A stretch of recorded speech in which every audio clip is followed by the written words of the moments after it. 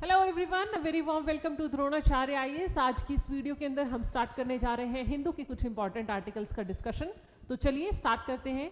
देखिए, जो आज हमारा पहला आर्टिकल आया है that is related to the deportees जो कल भारत आए हैं। ऑलराइट, जो यूएसए की तरफ से पहला आप कह सकते हैं मिलिट्री के जो उनके एयरफोर्स के द्वारा यहाँ पर डिपोटीज भेजे गए हैं, इलीगल माइग्रेंट्स जिनको वो बोल रहे हैं, बिकॉज वो चेन हैंडकफ्ड थे, उनके पैरों में बेड़ियां थी।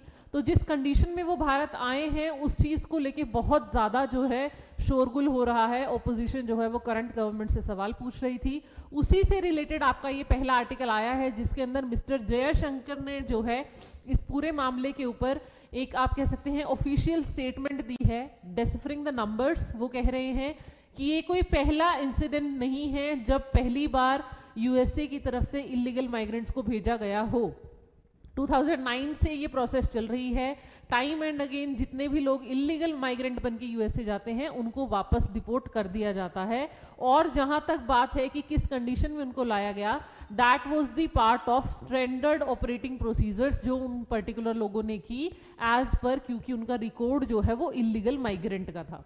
ऑलराइट, तो इस चीज से रिलेटेड जो है आज के आर्टिकल में आपको 2-3 जगह न्यूज दिख जाएगी, ठीक है, जहां पर ओपोजिशन ने भी काउंटर करने की कोशिश की है कि क्यों ऐसा हो रहा है। और ऐसा करते हुए यूएसए ने भी अपने यहाँ पर स्टेट दिया है, क्योंकि ऐसा नहीं है कि सिर्फ भारत के लोगों को इस तरीके से भेजा जा रहा है, there are other nations also जिन लोगों के इलीगल माइग्रेंट्स को इसी तरीके से भेजा जा रहा है। ऑलराइट, तो ये आपकी पहली न्यूज है, just a read out article है, इतना ज्यादा इसमें कुछ प्रोज एंड कॉन्स या फैक्ट फिगर नहीं निकलने वाला है। उसके बाद ये देखिए, यहां से इंपॉर्टेंट न्यूज है, हमने कुछ दिन पहले ही डिस्कस किया था कि सुप्रीम कोर्ट पहुंच चुका है मामला जो तमिलनाडु के चीफ मिनिस्टर एम.के. स्टैलिन और वहां के गवर्नर के बीच में इश्यूज चल रहे हैं काफी टाइम से, प्रोलॉन्ग्ड इश्यूज चल रहे हैं। लगभग 12 बिल ऐसे हैं जिनके ऊपर असेंट दिया ही नहीं गया है, रादर देन उनको प्रेसिडेंट की रिकमेंडेशन के लिए छोड़ दिया है, आगे डाइवर्सिफाई कर दिया है। तो यहां पर सुप्रीम कोर्ट ने सीधा सीधा पूछा है कि आप अपना जो विदहोल्ड कंसेंट रख रहे हो, आप आर्टिकल 200 को जो यूज करते हुए कि गवर्नर के पास, देखिए किसी भी, हमने बहुत जनरली ये चीज सीखी भी थी कि सेंटर लेवल पर जब भी कोई आपका एक्ट होता है तो it has to pass from Lok Sabha Rajya Sabha दोनों हाउसेस के बाद वो प्रेसिडेंट से पास होगा। ठीक है जी, आपका प्रेसिडेंट उसको असेंट देगा। अब प्रेसिडेंट के पास क्या क्या ऑप्शंस हैं, वो उसको हाँ कर सकता है, ना कर सकता है, वो उसको विदहोल्ड कर लेगा, ठीक है, उसके ऊपर वीटो जिसको पावर कहा जाता है, वीटो पावर, एब्सोल्यूट वीटो इसको कहा जा सकता है, फिर एक बार वापस भेज देता है रिकंसिडरेशन के लिए जिसको वीटो पावर कहा गया है प्रेसिडेंट की, ठीक है, कि अपने काम के दौरान वो किस तरीके से चीजें कर सकता है, ये सारे ऑप्शंस उनके पास हैं। सिमिलरली स्टेट लेजिस्लेचर में गवर्नर के पास ये आर्टिकल 200 में ये चीजें दी हुई हैं कि he can pass the bill, he can dissent it, he can withhold, और तीसरा ऑप्शन जो इनके पास है, लास्ट वाला ऑप्शन, वो है कि वो प्रेसिडेंट को रेफर कर सकते हैं। ठीक है, अगर उन्हें लग रहा है कि मैटर इतना इंपॉर्टेंट है कि वो खुद अकेले डिसीजन नहीं ले पाएंगे तो वो उस मैटर को प्रेसिडेंट को रेफर कर देते हैं कि उनसे वो इसके ऊपर हाँ या ना जैसे भी जो जवाब है वो दे। राइट, सो यहां पर सुप्रीम कोर्ट ने यही पूछा है कि जो आप ऐसा क्या आपको दिक्कत दिख रही थी, what was so gross about these 12 bills कि आपने उनको 3 सालों से पेंडिंग रखा हुआ है, ऐसा भी क्या ही गलत है उनके अंदर, ठीक है, जो आप उन्हें रिकंसिडरेशन के बाद भी कंसिडर नहीं करो। मतलब आप उनके ऊपर कोई स्टैंड ही नहीं ले रहे हो, आपने एक तरीके से ओवर पावर करने की कोशिश की है लोगों के विल को। कैसे? क्योंकि देखिए, गवर्नर जो है वो इलेक्टेड हेड नहीं है आपकी स्टेट का, he is a nominated one, उसको नॉमिनेट करके भेजा गया है सेंटर की तरफ से, और उल्टा जो आपकी स्टेट लेजिस्लेचर है उसे लोगों ने चुन के भेजा है। तो डेमोक्रेसी का प्रिंसिपल कहता है कि जो लोगों के रिप्रेजेंटेटिव हैं वो जो बिल्स और एक्ट्स और जो भी रेगुलेशंस बना रहे हैं वो मैटर करती हैं। अगर गवर्नर अपने कार्रवाई के दौरान ऐसा कुछ कर रहा है जिससे उनके ऊपर ओवर पावर हो रहा है तो वो चीज फेवरेबल नहीं है, ऐसा यहां पर बोला जा रहा है। राइट, तो इस आर्टिकल से आपको सीधा सीधा जो ऑफिस ऑफ गवर्नर है वो आपका लाइमलाइट में आ गया है। आप प्री के लिए सारा का सारा जितना आपका स्टैटिक पोर्शन में है गवर्नर, आप वो देख सकते हैं, आप अलग अलग जजमेंट्स देख सकते हैं जिसके अंदर ऑफिस ऑफ गवर्नर के ऊपर कुछ लिमिटेशंस और बाउंडेशंस लगी हुई हैं, वो सारी चीजें, ठीक है। क्योंकि ये कंप्लीटली डिस्क्रिशन नहीं हो सकती है कि आपने एक असेंबली का काम इतने सालों के लिए रोका हुआ है, 3 year is a lot more time, alright, और 12 बिल है, नंबर भी कम नहीं है, तो ये चीज जो है यहाँ पर थोड़ी सी आपके लिए इंपॉर्टेंट हो जाएगी इस बार के प्रीलिम्स और मेंस दोनों में। क्योंकि देखिए इसी न्यूज़पेपर में जब आप आगे देख रहे हैं तो सेम बिल्कुल ऐसा ही एक मामला सुप्रीम कोर्ट में केरला की स्टेट भी लेकर गई है, ठीक है। केरला वालों ने भी यही बोला है कि हमारे यहाँ का गवर्नर भी हमें काम ढंग से नहीं करने दे रहा है, हमारे जो एक्ट्स हैं या जो बिल्स हैं उनको आगे ना ही तो पास कर रहे हैं, वो विद होल्ड करके बैठे हैं, they are not taking any action, और इसकी वजह से लेजिस्लेटिव असेंबली अपना काम पूरा नहीं कर पा रही है, ऑलराइट। तो ये जो दोनों ही स्टेट्स के इंसिडेंट आए हैं ये भी डेसिफर करने की कोशिश कर रहे हैं कि जहां पर भी सेंटर के अंदर जो गवर्नमेंट है यानी कि जो बीजेपी गवर्नमेंट है उससे एंटी जो भी नॉन बीजेपी स्टेट्स हैं वहां के गवर्नर जानबूझ के उस पर्टिकुलर स्टेट के खिलाफ क्या कर रहे हैं, दिक्कत क्रिएट कर रहे हैं, उस स्टेट के अंदर परेशानी क्रिएट कर रहे हैं। अब ये कहां तक के सही है कहां तक के नहीं उस चीज पे हमें नहीं जाना है, ना ही इतना पॉलिटिकल एम्बिट में जाना है चीजों को लेके, लेकिन यस आपको ऑफिस ऑफ गवर्नर, उसकी फंक्शनिंग और स्टेट और गवर्नर की एमबीएस से रिलेटेड जितने भी आपके प्रपोजल्स आज तक आए हैं वो आपको एक बार लुकआउट जरूर कर लेने हैं, ठीक है। वो इंपॉर्टेंट है क्योंकि आपके मेंस में भी ये चीज यूज होगी और आपके प्रीलिम्स में भी यहां से ऑफिस ऑफ गवर्नर से रिलेटेड सीधा क्वेश्चन पूछा जा सकता है। Next news on your front page is related to Sheikh Hasina. देखिए हमें पता है पिछले साल अगस्त 5 को वो एक्स्ट्रा मतलब देश छोड़कर वो इंडिया के अंदर आ गई थी, एग्जाइल लिया था उन्होंने, यहाँ पर असाइलम लिया है भारत में, न्यू दिल्ली में वो है, और कल उन्होंने ऑनलाइन जो है एक स्पीच देनी शुरू की। उस स्पीच के दौरान ही जब उन्होंने अपनी आवामी लीग के पोर्टल पर ये चीज हुई है और जैसे ही वो चीज चल रही थी तो वहां का जो रिबेल ग्रुप है उन्होंने उनका जो पुराना घर है, जो वहाँ के बांग्लादेश के फाउंडर हैं शेख मुजीबुर रहमान जिनकी बेटी है शेख हसीना, उनके घर को तोड़ दिया, ठीक है। वहाँ पर बहुत ज़्यादा देखिए ये आप पिक्चर में भी देख सकते हैं, लोगों ने आगजनी करके पूरा का पूरा घर जो है वो नष्ट भ्रष्ट कर दिया है, ये चीज़ है। एंड अपनी स्पीच के अंदर जो शेख हसीना है शी इज सेइंग कि जो बांग्लादेश है अब वहाँ पर कोई डेमोक्रेटिक गवर्नमेंट नहीं है, rather there is a land of terrorist and militants. सीधे सीधे वो अटैक कर रही है इस टाइम की जो करंट गवर्नमेंट वहाँ यूनिस उसके जो पीएम यूनिस है वहाँ के, उनके अंडर जो चल रही है उस चीज़ को वो टारगेट कर रही है। एंड शी वाज सेइंग कि बांग्लादेश ये सब कुछ देख रहा है, इस चीज़ को जो जवाब है वो हम जल्द ही देंगे, रिटेलिएट करेंगे, बट जिस तरीके से चीज़ें हो रही हैं they have even tried to kill me and my sister, alright. तो इन्होंने मेरा घर तोड़ दिया, उसको हम फिर से बना लेंगे, बांग्लादेश खुद को फिर से खड़ा कर लेगा, बिकॉज जिस तरीके से ये चीजें कर रहे हैं वो किसी भी हाल में देश के हित में नहीं है। भारत ने ऐसे में क्या कहा है उस चीज को इंडिया ने जो है एक वर्ड के अंदर, दैट इज रिग्रेटेबल, कि इस चीज को आपको बाद में रिग्रेट करना पड़ेगा जो आपने आज एक्शन किया है, right. So the things is कि वहां की जो गवर्नमेंट है वो टर्मोइल में है, ये काफी टाइम से आ रहा था, लेकिन एडवांसमेंट्स आपको थोड़ी थोड़ी सी पता रहती रहनी चाहिए, ऑलराइट। उसके बाद जो नेक्स्ट हमारी न्यूज आ रही है that is from this page, जहां पर सामने आया है, sorry from here we have this again, वही जो न्यूज मैं आपके साथ फ्रंट पेज पर डिस्कस कर रही थी कि सुप्रीम कोर्ट ने केरला स्टेट की तरफ से भी प्लिया को कंसीडर किया है, जहां पर उनके भी सेम एलिगेशंस हैं गवर्नर के ऑफिस को लेके कि चीजें जो हैं वो प्रॉब्लमेटिक हैं, they are withholding the bills and everything just to make the things difficult for us. Crucial bills को जो है इनडेफिनेट पीरियड टाइम के लिए वो क्या कर रहे हैं, विद होल्ड कर रहे हैं, स्टैंड कर रहे हैं, और इसकी वजह से चीजें जो है वो प्रॉब्लमेटिक हो रही हैं। ये सारा कुछ आपको यहाँ पर देखने को मिल जाएगा, ऑलराइट। उसके बाद नेक्स्ट जो इंपॉर्टेंट न्यूज है दैट इज रिलेटेड टू, देखिए इलेक्ट्रिक व्हीकल से रिलेटेड है आपके पास। India needs 39 lakh charging stations by 2030 to meet the demand, says report. एक रिपोर्ट सामने आई है, थोड़ा सा यहाँ पर समझने की कोशिश करेंगे, जहां पर इन्होंने बोला है कि आपके मोर देन 450 मिलियन यानी लगभग 30,000 करोड़ आपको जो है अपने स्टार्टअप्स में डालने पड़ेंगे ताकि आप अपने यहाँ पर बैटरी स्वैपिंग मॉडल्स लगा सके, क्योंकि इस वक्त पे ऑन एन एवरेज 135 व्हीकल्स पे, इलेक्ट्रिक व्हीकल्स पे एक पब्लिक चार्जिंग प्लेस पॉसिबल है। ठीक है, मतलब जो इस टाइम का इंफ्रास्ट्रक्चर है देश में, इलेक्ट्रिक व्हीकल्स जो बिजली पे चलते हैं, जो इलेक्ट्रिसिटी से चार्ज होते हैं, तो अगर आप जैसे हमारे यहाँ पर डीजल पेट्रोल डलवाने के लिए n number of petrol pumps हैं, लेकिन सीएनजी के लिए कंपैरेटिवली कम है, ऐसे ही इलेक्ट्रिक व्हीकल के लिए ये बोल रहे हैं कि 135 इलेक्ट्रिक व्हीकल का जो एरिया है जिसके अंदर वो डराइव हो रहे हैं, पहली बात तो सेल ही कम है, लेकिन 135 के आसपास पब्लिक में एक ही अवेलेबल है, जिसकी जो एवरेज है एटलीस्ट 6 से 20 के ऊपर एक हो, ऐसी होनी चाहिए, क्योंकि तभी वो जो है चीजें काम सही ढंग से कर पाएगी। ग्लोबल एवरेज जो है वो 1 पर 6 to 20 इलेक्ट्रिक व्हीकल मानी गई है।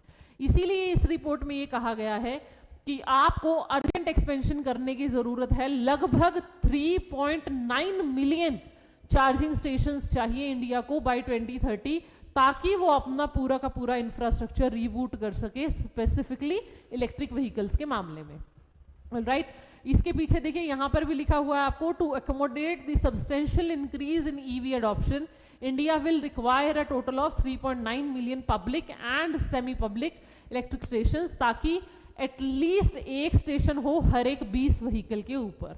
ठीक है, अब ये जो चीज है ये इंपॉर्टेंट क्यों है, देखिए यहाँ पर आपको थोड़ा सा फैक्ट्स और फिगर मिल जाएंगे।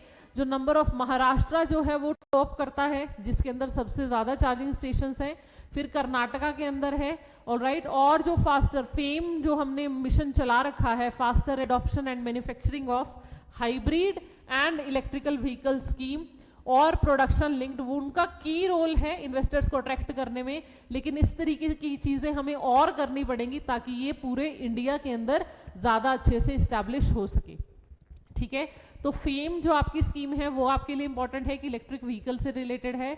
ये स्टैट्स, ये फिगर्स अपने आप में इंपॉर्टेंट है स्टडी की, जो आपको सीधे सीधे कोट कर देनी है अपने मेंस के आंसर में। व्हेनेवर द न्यू टेक्नोलॉजी की बात होगी, इंफ्रास्ट्रक्चर डेवलपमेंट की बात होगी, जब भी आप इस तरीके की चीजें देखेंगे तो आप इसे इजीली कोट कर सकते हैं।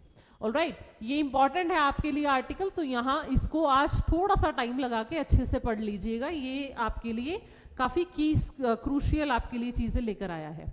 उसके बाद जो नेक्स्ट हमारी दो न्यूज़ हैं, दैट इज एक है मिराज 2000 से रिलेटेड, उसकी क्रैश हो गया है वो वहाँ पर ग्वालियर के अंदर। ठीक है, आपको ये जानना है कि मिराज जो है वो कौन से देश का है, तो दसॉल्ट एविएशन कंपनी है और फ्रांस का है, ये फ्रांस से लिया है हमने। ठीक है, और हमारी जो एयरफोर्स है वो इसको काफ़ी टाइम से यूज़ करती आई है। ऑलराइट, लगभग 5-6 देश ऐसे हैं जिसके साथ फ्रांस की डील हुई है, जिसमें से भारत एक है।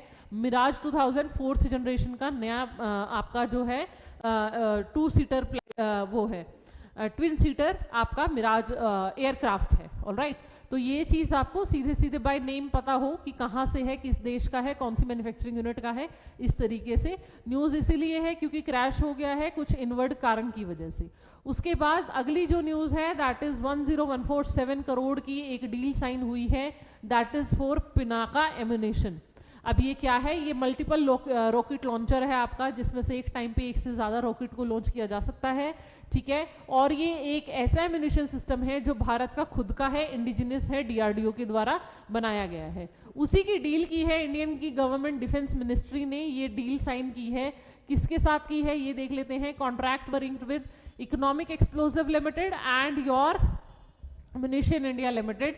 ठीक है, for the procurement of type 1 and highly prefragmented rocket respectively for Pinaka MRLS. ठीक है, ताकि उसके अंदर जो रॉकेट हैं उनके लिए हम ये चीज कर सके, multiple rocket launcher system, MRLS की फुल फॉर्म है ये। ऑलराइट, ये चीज आपको ध्यान रख लेनी है। लास्ट नवंबर डीआरडीओ ने अनाउंस किया था कि उन्होंने पिनाका रॉकेट्स को 75 kilometre paving the way for its induction, doubling the original range, उसको और ज्यादा एफिशिएंट बना दिया है। डीआरडीओ ने इसको बनाया है, तो आपको पता होना चाहिए पिनाका जो है वो एज सच क्या है, it is simple multiple rocket launcher system. ठीक है, मिराज 2000 आ रहा है तो आपको पता होना चाहिए इट इज एन एयरक्राफ्ट। कई बार स्टेट पीसीएस जैसी जगह पर, जैसे पंजाब पीसीएस आपका आ रहा है, तो ऐसी जगह पर सीधा पूछ लिया जाता है कि ये चीज किस चीज से रिलेटेड है। कुछ ज्यादा इम्पेटस नहीं देते हैं वो लोग, कोई ज़्यादा आपको लाइंस में नहीं घुमाएंगे, कुछ नहीं, सीधा पूछ लेगा कि ये चीज़ क्या है, वो आपको पता होना चाहिए। ऑलराइट, उसके बाद देखिए जो नेक्स्ट हमारी न्यूज़ निकल के आ रही है, that is from here again I told you, deportation से रिलेटेड डबल डाउन हो गया है यूएस का काम। वो लोग सबको ही जवाब दे रहे हैं कि हम ऐसे क्यों भेज रहे हैं, किस तरीके से, उनके हिसाब से इलीगल माइग्रेंट है तो बंदा इलीगल है, ठीक है, इसीलिए वो उनको चेन्स में जकड़ के और हैंडकफ करके भेज रहे हैं, because they are not seeing it any way different, और उनका स्टैंड सिंपली क्लियर है, when it is illegal it is not acceptable, simple as that. Alright, यहाँ जब आप इसको again it is a read out article, military plane पे इसलिए भेजा है ताकि थोड़ा सा यूएस का दबदबा जो है वो जो पीछे डिमिनर हो गया था उसको लोग जो है थोड़ा सीरियसली ले ले कि यूनाइटेड स्टेट्स ऑफ अमेरिका आज भी ऐसे ही एग्जिस्ट करता है। यहाँ देखिए ये इंपॉर्टेंट है, अगेन आपका जो छाबार पोर्ट है वो न्यूज़ में आ गया है, क्योंकि शहीद बेहस्ती जो टर्मिनल है उसकी डेवलपमेंट कर रहा था इंडिया। यहाँ पर ईरान के अंदर स्पेसिफिकली इंडिया जो है अपना छाबार जो पोर्ट है डेवलप कर रहा था। अब ये पूरा मुद्दा किस मामले में है, देखिए ईरान के ऊपर अगेन फिर से यूएसए ने पावर में, जैसे ही ट्रंप आए हैं तो यूएसए ने फिर से ईरान के ऊपर सैंक्शंस लगाना शुरू कर दिए हैं, and they are calling it maximum economic pressure. जो ये हमेशा से, पिछली बार जब ट्रंप पावर में आए थे तब भी इन्होंने यही किया था, मैक्सिमम इकोनॉमिक प्रेशर, मतलब हर जगह से जहां कहीं से भी ईरान को कोई भी फाइनेंशियल एड मिलती है, आइदर थ्रू ट्रेड और through any development project, infrastructure project, वो हर जगह ये लोग सैंक्शंस लगा देते हैं। जो देश इस चीज में साथ नहीं देता है फिर ये उस देश के ऊपर सैंक्शंस लगा देते हैं। पिछली बार जब ये हुआ था तो इंडिया को जो है वो वीवर मिल गया था स्पेसिफिकली छाबार को डेवलप करने के लिए, ठीक है, उसमें इंडिया जो है लीग आउट कर गया था। इस बार ऐसा कुछ नहीं दिख रहा है, ठीक है, और अभी भी जब ये वीवर हमें नहीं मिला है उसके बाद सरकार ने ऑफिशियली अभी तक कोई भी चीज सामने फ्रंट पेज पर आकर नहीं बोली है कि इंडिया का स्टैंड क्या रहने वाला है। ऑलराइट, अगर आपको पता हो तो आपको पता होना चाहिए ईरान अफगानिस्तान यानी सेंट्रल एशिया के साथ कनेक्टिविटी के लिए पर्शियन गल्फ के पास हम लोग ये छाबार पोर्ट जो है वो डेवलप कर रहे थे ताकि भारत अपनी चीजें इजीली कर सके। और इससे लगभग 70-80 किलोमीटर दूर है आपका ग्वादर पोर्ट जो आपके पाकिस्तान के उसमें पड़ता है एरिया में, और जिसे किसने डेवलप किया है, चाइना ने। कुछ दिन पहले ही न्यूज में आया था कि ग्वादर के अंदर जो आपका पोर्ट है वो तो चाइना डेवलप कर ही रहा है, वहां पर एक इंटरनेशनल एयरपोर्ट भी है जो फंक्शन हो चुका है।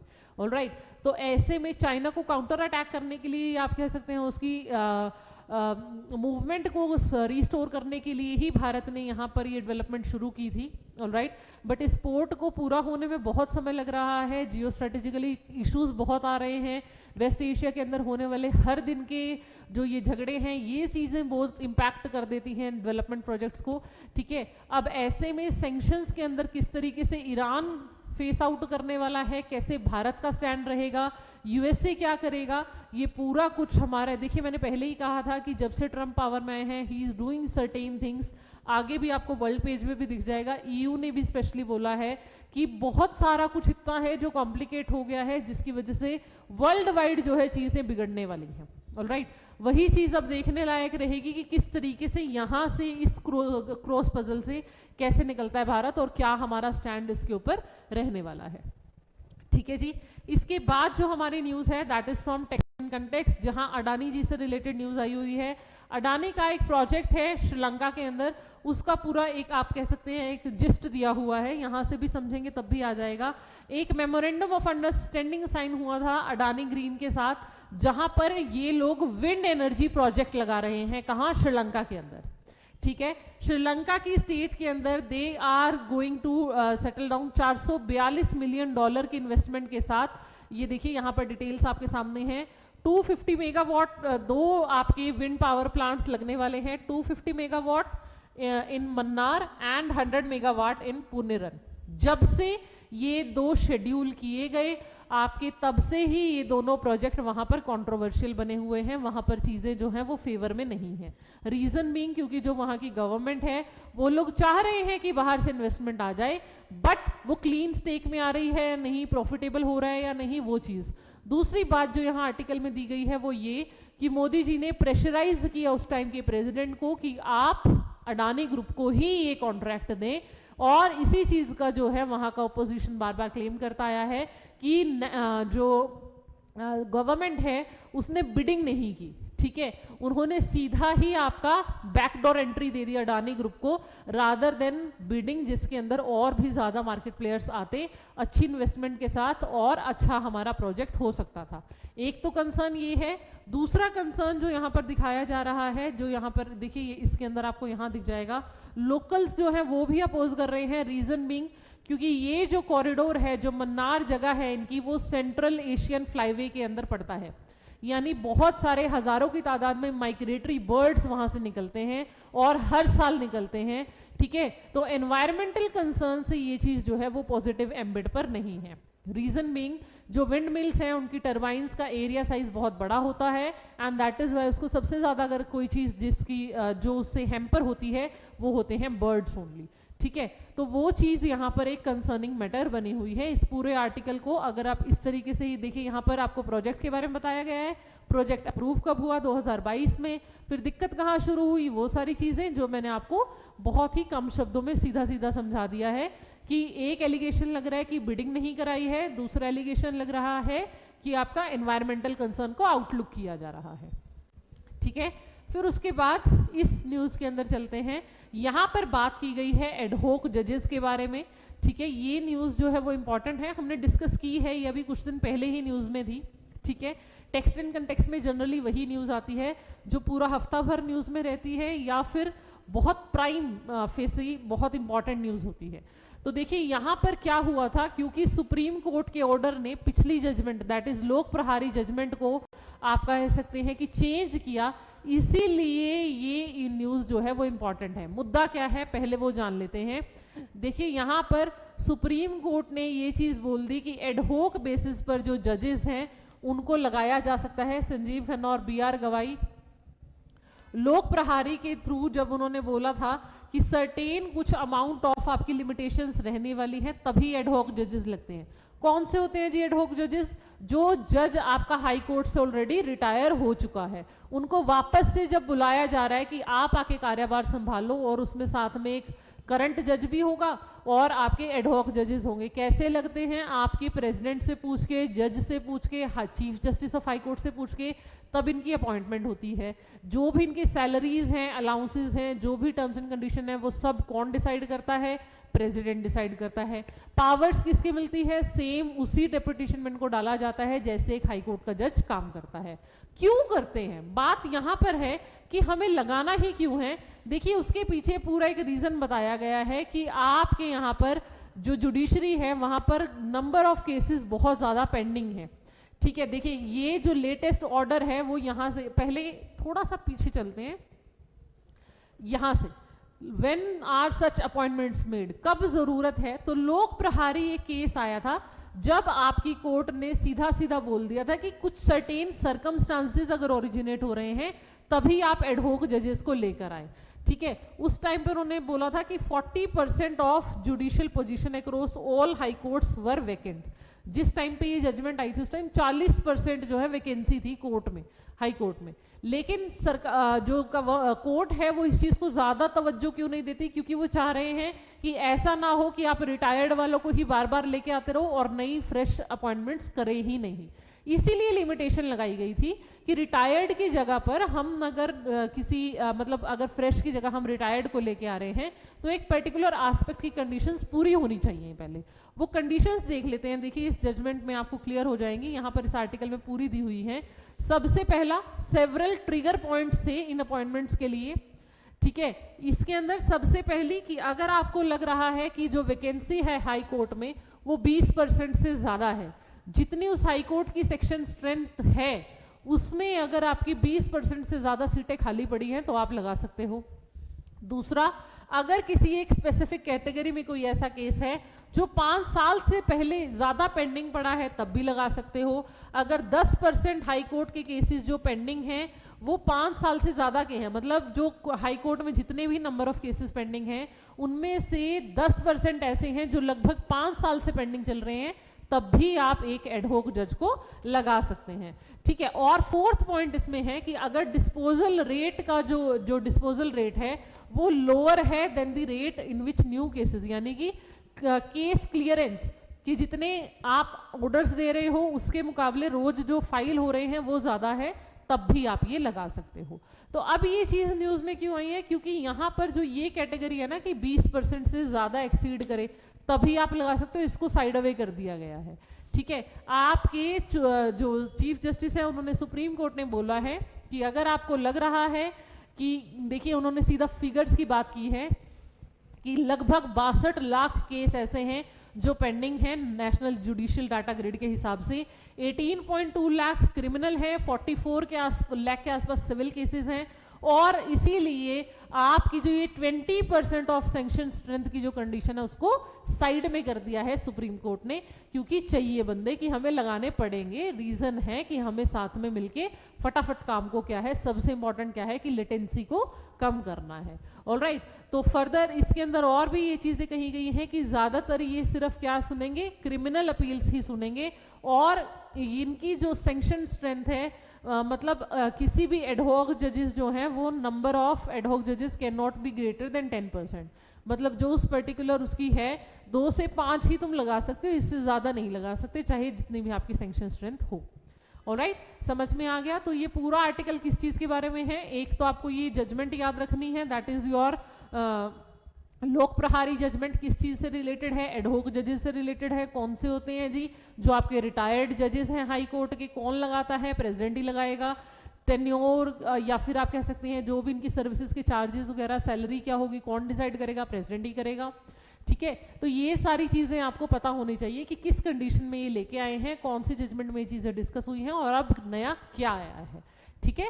ये पूरा ये आर्टिकल आपको इसका पूरा एक ब्यौरा आपको दे रहा है और ये आपको अपने लिए इंपॉर्टेंट हो गया है, क्योंकि पॉलिटी में यहां से क्वेश्चन सरफेस होने के चांसेस अब बन गए हैं बहुत ज्यादा, ठीक है। नेक्स्ट यहां पर देखिए बिजनेस पेज पर न्यूज आई है यूएस डॉलर से रिलेटेड, और जो हमें पढ़नी है that is related to European market, जहां पर ये अनुमान लगाया जा रहा है कि इंडिया और यूएसए और चाइना के ट्रेड वॉर के बीच में अगर कोई कंट्री है जो सबसे ज्यादा जूझने वाली है या जिन लोगों पे सबसे ज्यादा इफेक्ट होगा या कह सकते हैं कि बहुत बुरा इंपैक्ट होगा, तो वो कौन सा है, यूरोपियन यूनियन।